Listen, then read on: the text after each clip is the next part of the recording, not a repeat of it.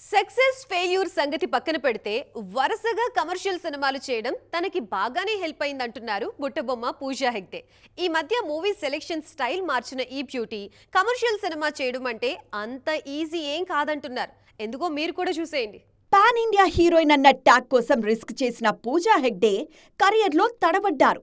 మంచి ఫామ్లో ఉన్న టైంలో బ్రేక్ తీసుకోవడంతో ఈ బ్యూటీ కెరియర్ గాడి తప్పింది. ఆ తర్వాత వరుస ఫెయిల్యూర్స్ బుట్టబొమ్మను మరింత ఇబ్బంది పెట్టాయి. కొంతకాలం సౌత్ నార్త్ ఇండస్ట్రీలో పూజా పేరే వినిపించలేదు. ఈ పరిస్థితుల్లో తమిళ సినిమా అరవిందకు మళ్లీ ఛాన్స్ ఇచ్చింది. రెట్రో సినిమాలో చేసిన వింటేజ్ రోల్, కూలీ సినిమాలో స్పెషల్ సాంగ్ పూజా పేరును మరోసారి ట్రెండింగ్లోకి తీసుకొచ్చాయి. ప్రెజెంట్ తనకు మళ్లీ లైఫ్ ఇచ్చిన కాలీవుడ్ మీద ఎక్కువగా ఫోకస్ చేస్తున్నారు పూజ.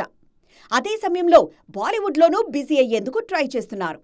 హే జవానీ తో ఇష్క్ హోనా హే సినిమాతో ఆడియన్స్ ముందుకొచ్చిన ఈ బ్యూటీ కమర్షియల్ హీరోయిన్గా మెప్పించడం అంత ఈజీ కాదంటున్నారు. లేడీ ఓరియంటెడ్, స్టోరీ డ్రివెన్ సినిమాల్లో బెస్ట్ పర్ఫార్మెన్స్ ఇచ్చేంత కాంటెంట్ ఉంటుంది.